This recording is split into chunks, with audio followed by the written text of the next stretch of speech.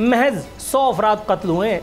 लेकिन खुशाइंद बात यह है कि जमहूर की ऐसी तैसी जितनी भी हो, जमहूरियत का पौधा बहरहाल फल फूल रहा है। 13 जमाती इत्तेहाद मस्त करके और जो है वो अपनी हुकूमत को इंजॉय कर रहा है। उसने हमारे ज़ख्म का कुछ यूँ किया इलाज, मरहम भी गर लगाया तो कांटों की नोक से। सही मानों में ये शेर तफसीर है उसे एक स्टोरी की जो मैं आपको अब सुनाने के लिए जा रहा हूँ, और ये मैंने घर में नहीं बनाई। कराची में डाकू राज है, इस हवाले से खबर अभी थोड़ी देर में आप टेलीविज़न स्क्रीन पर देखेंगे। कराची में साल रवा में, जबकि साल ख़त्म होने में अभी पूरा 1.5 महीना सवा महीना बाकी है, क्राइम की 73,000 वारदातें देखने में आई हैं। और उसके बावजूद इस सूबे के IG और फलाने का दावा है कि कराची में अमन व अमान की फ़ज़ा जो है वो बेहतर गुज़िश्ता अदवार से मौजूद है। इन 73,000 वारदात में ये खबर अगर आप लूप के तौर पे चला दें मेरे भाई, ताकि लोग देखकर ख़ुद गवाही दे सकें कि मैं अपने घर से कुछ नहीं कह रहा। इन वारदातों के दौरान महज 100 अफराद कत्ल हुए हैं। लेकिन खुशाइंद बात यह है कि जमहूर की ऐसी तैसी जितनी भी हो, जमहूरियत का पौधा बहरहाल फल फूल रहा है। 13 जमाती इत्तेहाद मस्त करके और जो है वो अपनी हुकूमत को इंजॉय कर रहा है। मीडिया भी जो है वो कीमत पा रहा है अपनी खामोशी की। इसे खबर के मुताबिक ज़िला गरबी में कराची के 24, वस्ती में 23, शर्की में 19, कोरंगी में 16, किमाड़ी में 9 और मलीर में 5 अफराद दौरान वारदात अपनी जान से चले गए। 400 से ज़ायद अफराद ज़ख्मी हैं। करोड़ों रुपए की अशिया लूट ली गई। सिर्फ अक्टूबर में मोटरसाइकिल चोरी और छीनने की 5,000 से ज़ायद वारदातें हुई। कार लिफ्टिंग के 215 वाक़यात। शहरी 2,232 मोबाइल फ़ोन से महरूम कर दिए गए। आप IG DIG को भूल करके ज़रा थोड़ा सा तवज्जो दीजिए उन बातों पर जिसमें कराची में अमन व अमान के क़याम का क्रेडिट लिया जाता है मुराद अली शाह और दीगर जमातों के कायदीन की जानिब से। वो बताते हैं कि जी हमने इस काम के लिए बड़ा तक्कड़ किया था। फिर बताया जाता है कि जी अमन व अमान कायम करने वाले इदारों ने कितनी कुर्बानियाँ दी हैं। इदारों ने कुर्बानियाँ दी हों या न दी हों, लेकिन एक आम आदमी रोज़ाना जो कुर्बानियाँ दे रहा है उसको कोई खातिर मिलाने के लिए तैयार नहीं है। इन 73,000 वारदातों के बाद ये जो मैंने इतनी लंतरानी की है, उसके बाद आपको शायद लग रहा होगा कि अब डिसीजन मेकर जो हैं वो अब जो हैं वो कुछ करने के मूड में आ गए। जी हाँ, वो बिल्कुल कुछ करने के मूड में आ गए, लेकिन थोड़ा सा अपनी सोच के घोड़े को लगाम डालिए, इसलिए कि वो सब कुछ करने के मूड में नहीं आए जो आप सोच रहे हैं। अब अगली खबर इंशाअल्लाह ताला आपको हैरान कर देगी कि डिसीजन मेकर्स क्या करने के मूड में आ गए हैं। इससे अगली उर्दू वाली खबर चला दें भाई। MQM में नई रूह फूकने का प्लान तैयार। अब आपको लग रहा होगा मेरा दिमाग चल गया है। 100 अफराद कत्ल, 73,000 वारदातें, इसका MQM से क्या ताल्लुक, अभी थोड़ी देर में वाज़े हो जाता है। MQM में नई रूह फूकने का प्लान तैयार। PSP और बाहर बैठे रहनुमाओं समेत सबको मुत्तहदा पाकिस्तान के परचम तले मुत्तहद किया जाएगा। पुरकशिश पैकेज भी मिलेगा। ये रिपोर्ट है डॉन अखबार की। आप दावा करना चाहें मानहानि का तो आपको डॉन अखबार के पर जो है वो दावा करना पड़ेगा। आरफीन सिद्दीकी साफ बच निकलेगा इस बार भी। अच्छा, यानी गोया मेरे सर में दर्द है और आप मुझे जो है वो किसी और दर्द की दवा खिलाए जा रहे हैं।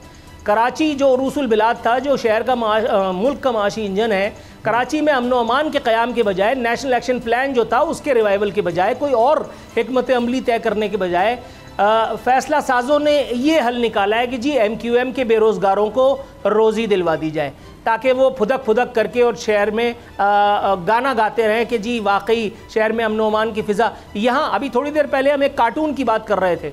दुश्मन भी अगर कोई बात कर रहा है और अगर उसमें कोई लॉजिक है तो मैं उसकी हिमायत करूँगा। मैं उस कार्टून की बात नहीं कर रहा, मैं जालिब की बात को कोट करता हूँ।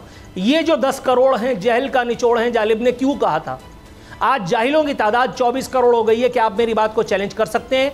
कोई किसी नाम पर बिक रहा है, कोई किसी नाम पर बिक रहा है। अब आप देखिए इसे खबर के मुंदरजात मैं आपको पढ़ करके सुनाता हूँ। इस खबर के मुताबिक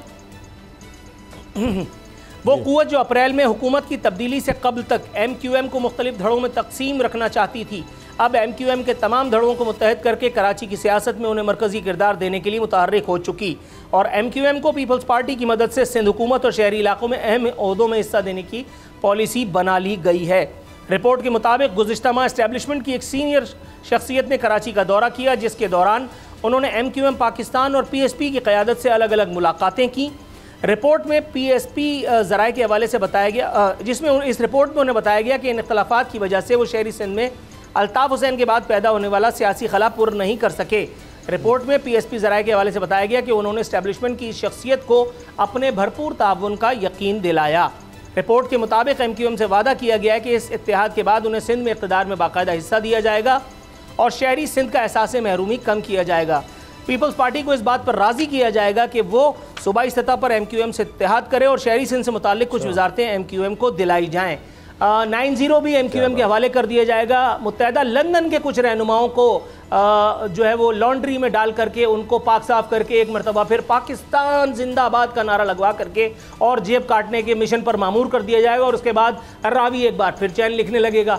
और अब आप मुझे बताइए उसामा गाजी साहब, मैं आपसे सवाल करता हूँ, तो क्या ये जो कार जहल इस वक्त बाकायदा इसे खबर की रोशनी में सामने आ रहा है, उसकी जो मुंदरजात जो मैंने आपके सामने पेश किए, उसके बाद जो लोग इन तमाम लोगों का, इन तमाम नौटंकियों का, इन तमाम जमहूरी डाकुओं का या पता नहीं और कौन से डाकुओं का यकीन करेंगे, उनको मैं जाहिल ना कहूँ तो क्या कहूँ, उनको मैं अंगूठा छाप ना कहूँ तो क्या कहूँ।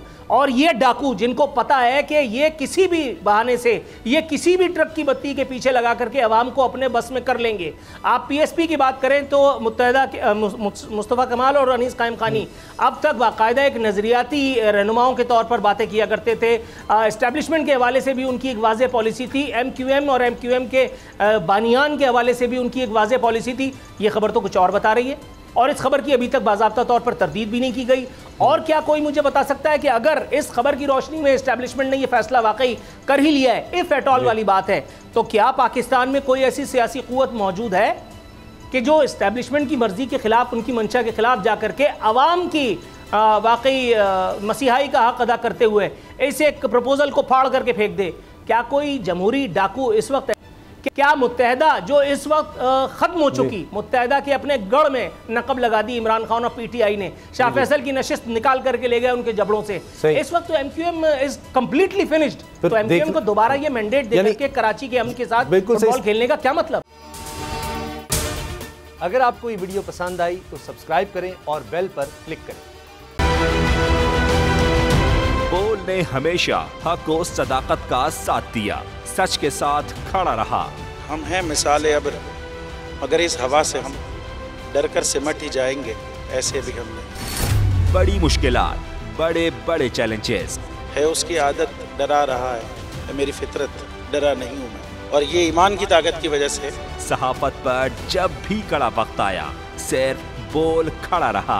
इंशाअल्लाह अल्लाह बेहतर करेगा, हक बातिल पे गालिब आके रहेगा। बोल को है जरूरत अवाम के दुआओं की, इज़हार आज़ादी के लिए, पाकिस्तान के लिए। सब्सक्राइब करें और बेल दबाएं ताकि कोई खबर रह न जाए।